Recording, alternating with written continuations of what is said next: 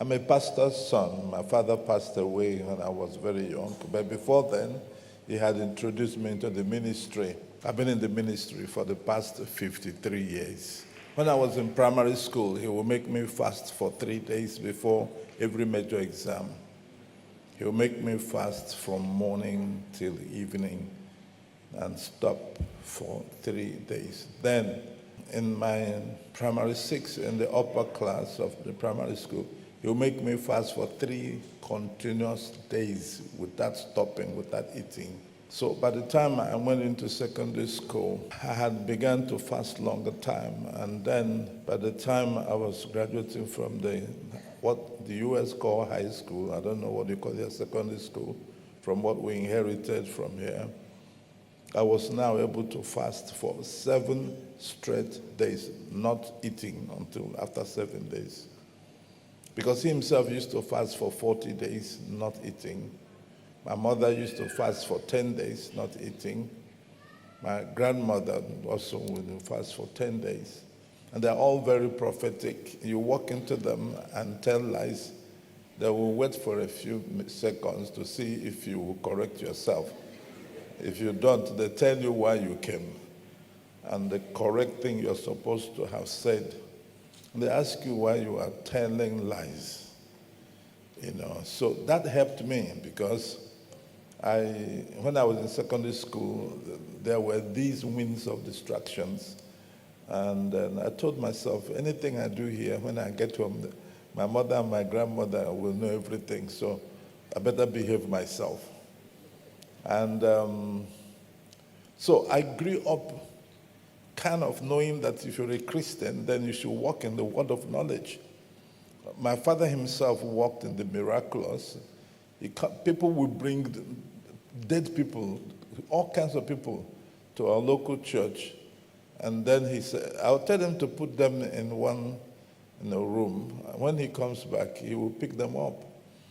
So I told myself, if this is Christianity, then I rather do it the genuine way. Sorry, Daddy. As you said, pick them up. You pick them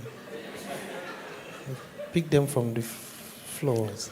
They will be bringing somebody who is sick, who dies halfway, because the juju priest, fetish priest, had told the owners that this one is dead. They should carry away. And it is when he tells them, or that she tells them to carry away, that they bring them to church, because they believe that the God of the church is very slow. So Satan is faster to respond to them. So they will first of all go to the fetish priest to get healing, to get deliverance. And then when the devil fails them, then they now come to church. So on their way to church, some of them would die on the way. But they will still have the courage to manage to get to church. And so there's this woman, they bewitched with 30 spirits. Her body folded into her personality, her body. And so they were close to the church when she died. And they came to me, and we were playing soccer. And so I took them to a guest room and put them there and asked them to keep the cups there. And the reason why they kept the cups there was to go and construct a coffin that can accommodate a round person. So they went and constructed the coffin, and were coming with the coffin back into the church. And they saw the lady they left in the room, crippled and folded in, sitting down discussing with me and my father outside. They fell down. They fell down with their coffin and ran and were screaming. People asked them, what's your problem? They said, 3 ghosts, 3 ghosts. And I'm like, am I also one of the ghosts? So people said, okay, let's go and see. People who know me and know my father now began to come straight to us. And then these people said that you are ghosts. I said, I don't know what's wrong with them. They said, okay, what of the 3rd person there? And so the 3rd person didn't know when she came there. I'm the only one who knows the story, and the people who are running away. And what happened was that when my father came in, I told my father what happened. And then while he was betting, he said to the Lord, are you the one who killed this lady? Or is it the devil's work? And if the devil's work, can't we reverse it? And God said, if you want, go ahead and reverse it. And that was all my father needed. So he called me and we went in there. He commanded the woman to come back to life. The woman opened her eyes. Then he said to the Lord, it's useless with folded hands inside your tummy, legs folded. You can't sit, you can't lie down, you can't move. Let the hands, let the feet all come out. And like rubber, the hands will come out, the feet will come out. And then he now leaves the room and tells me to help her get ready. I said, not me, don't be me and you. I can't stay here. So I will leave her, and then went and sat under an orange tree. I went and brought a bench. So when the people carrying the coffin came back, they saw me, the lady, and my father sitting on the same bench under an orange tree.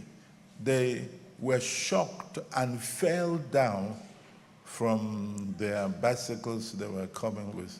So the natives, the people around, brought them back, and they came close and called the lady. Her name was Mary, or Miss Mary. I don't know where she is. I used to see her a few years ago, and I remind her that you know you're living on a borrowed life, because I was there when you died.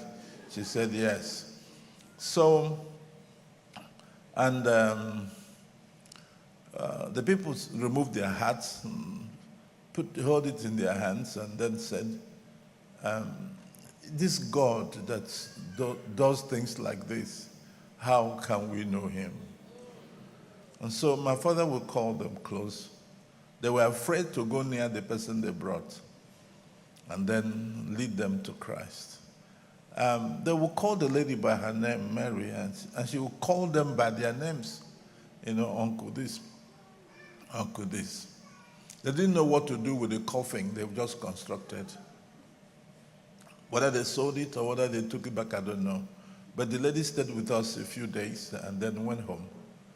And so my father did things like that. And so I told myself, if Christianity is like this, then I should be doing it like this.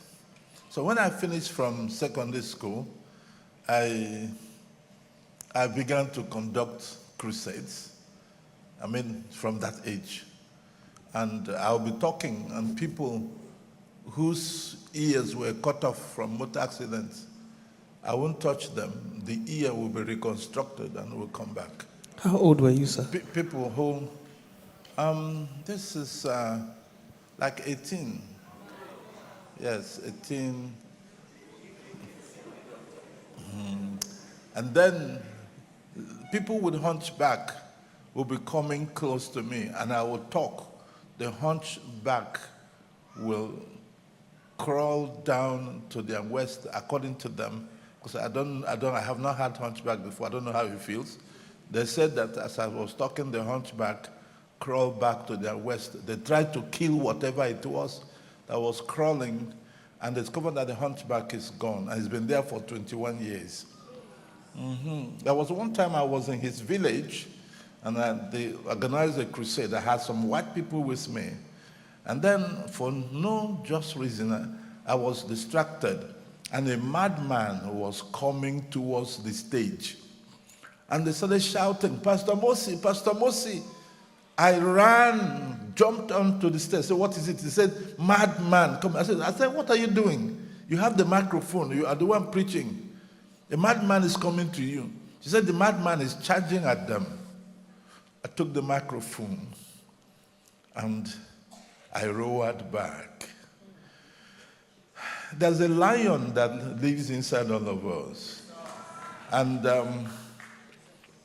when provoked, unconsciously, you roar like a lion.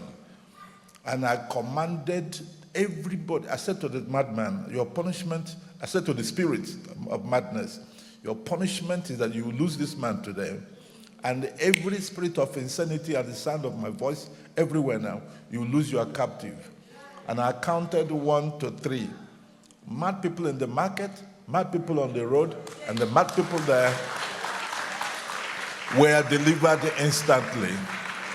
It was on that ground, that particular ground, as I spoke to the mad people and the demons in charge of madness left them, that a woman vomited a huge live snake. And I told people, kill that snake. I said, Madam, what are you doing with snake inside your body? She said she didn't know it was snake. That every time she conceives, something will move in her tummy and she will miscarry. That's all she knows. She didn't know it was a snake. I said, okay, well, the snake has been killed. We prayed for her and left her. A year after I saw her, she came with me to visit a crusade ground we were having with a baby boy. And I said, Madam, how can we help you? She said, don't you recognize me? I said, I don't. So she reminded me she was the one who vomited snake, and she had conceived, and she had a baby. So this is the way I grew up, and by the time I was doing my youth service, I'll be coming on a highway, and youth service, you're still in your 20s. I'll be coming on a highway, and I see corpses. So I will go close to see if I can recognize any of them, to call the relatives to come and pick the corpse. And then I saw 3 corpses, and 2 of them had pins that Jesus says on their lapel. And I said, excuse me, how many people were in the van that some assaulted? They said 18. Okay, so 15 went to the hospital, and 3 died, and 2 of them are the ones that are bold enough to carry lapel pins that Jesus saves. I fell on my knees on the grass where they were, carried one of them on my right, carried one of them on the left. I said, God, I will not allow you to suffer this disgrace. If the people who own these people are not believers, when they come here and see Jesus saves, they will make mockery of you. Therefore, give me back their lives now. 10 a.m. in the morning on a Saturday, they were all wearing suits. I never knew they were going to be groomsmen in a wedding. And I held them. I don't know how many times I said, Father, give me back their lives now. Father, people came around, oh, sorry, are they your brothers? I don't know them from Adam, but they were wearing Jesus saves. And so I held them, and because I love God very jealously. And suddenly I had a shock in my arms, and the 2 corpses came back to life. This was I was doing my youth service. And then by the time I went beyond that, I had become used to it. I'd be flying from Jamaica into Miami in the US, and somebody would die in the aircraft. They would call the doctors, call nurses, everybody. They do their best, and they said, sorry, the person is dead.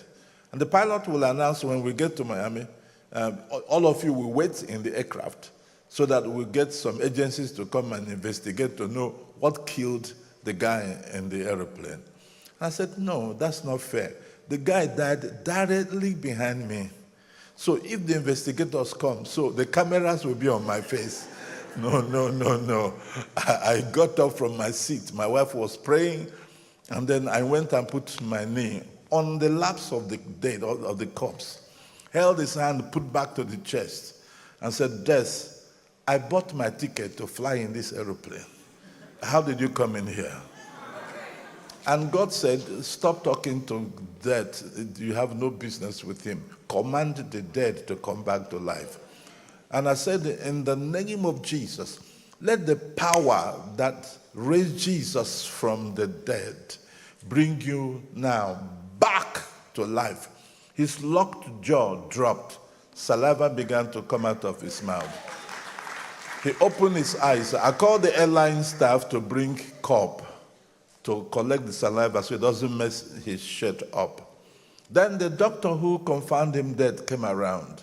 Because when I put my knee on his lap, to bring him back to life, he came to me and said, what are you doing? I told him I'm praying. He said, see how stupid you church folks are. You left your seat and you came to another man's seat and you sit on top of a corpse. You want to pray. Can't you pray from your seat? I didn't talk to him because I have no business with him. So when this guy now came back to life, he comes around, held his hand, checked his wrist, and to get the pulse, he opened his eyes. He brought out his stethoscope, checked his heartbeat. He hit the boy and said, "Can you hear me?" He said, "Yes." "What's your name?" And the young man mentioned his name. He said, "No, this is not true." He said, "When the brain dies, it takes a while for it to come alive, for you to remember anything." So he looked at me, said, "Where are you from?" So I told him where I come from. And then he said, "This is God." I said, "Really? A few minutes ago you were fighting me, and now you have become my associate pastor." "Yes, this is God." And then when we arrived into Miami, I told them to go and tell the pilot that there's no dead person, there's no cops in the place, nothing to investigate, no cameras. So when we arrived in Miami, instead of people to go to the immigration, they line up to collect the address of my church in Miami. And I told them, "I'm sorry, I don't live in Miami." And that's how I have lived my life. Thank you.